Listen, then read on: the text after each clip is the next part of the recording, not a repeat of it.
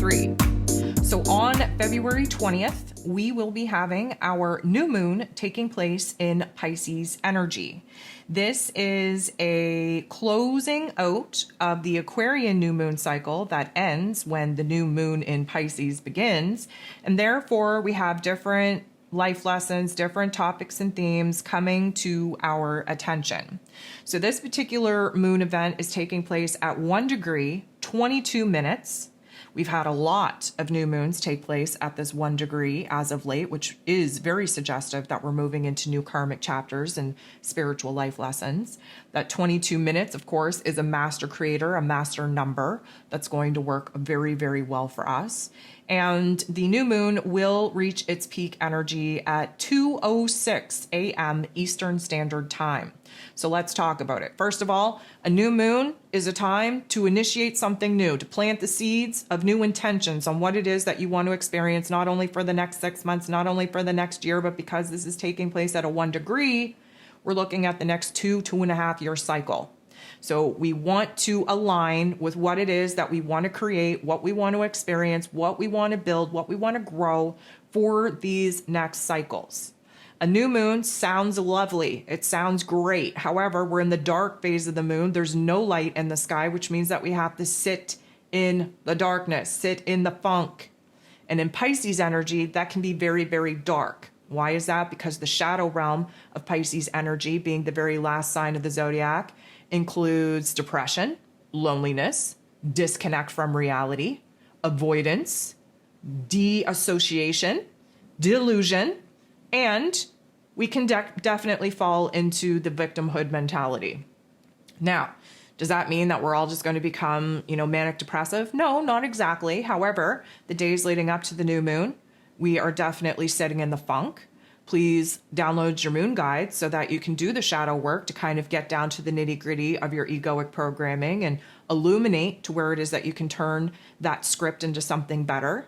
But we do have to sit in the funk in order to realize what it is that we don't want, what we don't want to experience, what it is that we've outgrown, what it is that we're done with. Pisces energy is very much about endings, closures. Why? Because when we move into the Aries energy, that's a brand new life. That's life force energy. That's renewal. That's resurrection. That is basically when we can come to life once again. With the spring equinox, that's when everything comes to life.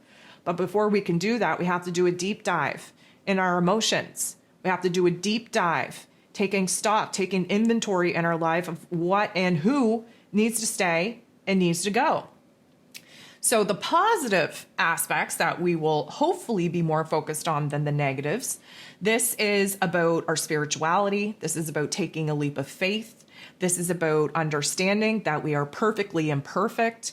This is about understanding where our connection with the cosmos and the connection with our inner realm kind of suggests and dictates what kind of physical reality we are going to be bringing to life. Now, again, just as Pisces season illuminates, we will get another boost of energy under this new moon in Pisces, where imagination, arts, music, writing, anything to do with imagination, anything to do with creativity, anything to do with fantasy is highlighted. It's a very strong point. We really want to kind of move within ourselves and find the beauty in life. We want to find the peace. We want to find the harmony. We want to pluck out the silver linings. Of course, this Pisces energy, we're wearing rose-colored glasses. It can be semi-delusional, so we do have to be careful about that. But we're really looking to renew ourselves, to refresh ourselves, to restore our energy, to rejuvenate, realign, recalibrate. And we have to get down to the nitty gritty on what feels out of whack in order for us to concentrate on putting it back into whack so that when we move into this Aries energy with the new astrological calendar, we will be cleared out, lightened up, and rearing to go. So if you download the moon guide, you would know that the elemental energy profile has taken a dramatic shift. If you are paying attention to the elemental energy of all of these particular moon events, you would know that we've been very rooted in dominant earth energies for a very long time, meaning that the major changes and transformations that are needed are very rooted in our physical realm, where routines and habits and relationships and money matters and physical environments are concerned and long-term plans are concerned. This particular elemental energy profile, we are dominant in water.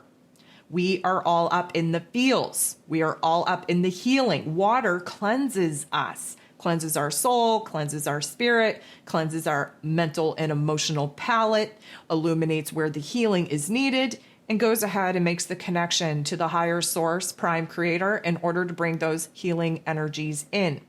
So we need to go with the flow. We need to recognize where it is that things have come to an end, where it is that we've outgrown certain people, places, and things. But emotionally speaking, we got to get our inner realm back to a healthy spot. We're water dominant. Yes, we have equal support between earth and air, which means that our emotions are going to be triggering and activating us to see what it is that needs to change in our physical realm, earth energy, and where it is that we have to have new ideas, new perspectives, new projections on what it is that we want to create in its space, again, air energy, and what it is that we're going to prep and prime ourselves to take action on, fire energy, when we have more fire in the cosmos. Right now, we only have Jupiter in Aries, technically Chiron in Aries as well, but we really only focus on Jupiter in these elemental profiles, and therefore we are very low on fire energy. That's why we're not yet taking the big leaps that we want to make, making the progress, making the productivity that we would like, because we're not supported. We need more fire energy in order to do that. So what most important I want to talk about here is the fact that we have more friction, more weight, more heaviness taking place underneath this new moon than anything else. We can contribute that to Saturn. Saturn is the Lord of Karma, ruling over roles and responsibilities, ruling over structures, foundations, and he's at 28 degrees in Aquarius energy. And because this moon is at 1 degree in Pisces energy, they're only a couple of degrees away. They're within orb, meaning that Saturn is technically part of the trio. The sun, the moon, and Saturn are working together under this particular moon event. Now, is it going to feel good? Probably not. Saturn brings a little bit of a weight, a little bit of a obligation, a little bit of a commitment to our lives. We have a sense of responsibility, a sense of duty going on, and this doesn't feel good. However, he also gives us a little bit of a reality check, which is absolutely needed with all this water energy, or else we would stay in a state of delusion, living in happy-go-lucky land, and we would never actually move forward with trying to bring some of our dreams and visions to life, because we would just be happy to live in imaginary land with all of our dreams and all of our fantasies. This is going to bring our faith into a realistic form that we can implement in our daily lives. This is going to bring a realistic inspiration to our daily lives. This is definitely going to, I'm going to say, bring the weight to the light and fluffy, airy energy that we typically would see in this Pisces energy. It is very dreamy, very imaginative, very go with the flow. However, Saturn is like, no, we need a little bit of structure here. We need a little bit of discipline here. No point in living in la la land when you have the ability to create la la land in your everyday realm. But you need to boss up, have responsibility and accountability over the actions that you take, the bridges that you build, the structures that you make. And right now we got to get down to the nitty gritty on strengthening our inner faith, our inner discipline, our inner spirituality, so that we can align with our intuition and really channel in these new ideas, these new inspirations, and B, get to work on actually coming up with a plan on how it is that we're going to bring some of these things to life. What's also interesting is Venus, who, as you know, rules over 2023 because we are in the vibration of 7. She's in Pisces energy as well, but she's at the tail end of Pisces.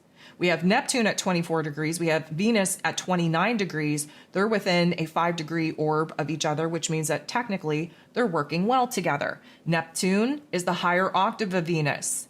Venus is the goddess of love, beauty, worth, pleasure, money, who can root it into our physical bodies and actually give birth and create these elements in our physical realm. Neptune energy is the idea, the inspiration, the dream, the vision that we receive in our higher mind space that we need to drop down in our physical bodies in order for Venus to take over and actually be able to bring them to life. And with Venus being in Pisces energy, she's very focused on kind of cutting off the people, the places, the things, the elements, the parts of self that aren't going to help her on this new journey. She is getting ready to be reborn again when she moves into Aries energy. So this is definitely a power move where we are kind of cutting things off in order for new beginnings to actually have a place to be born into.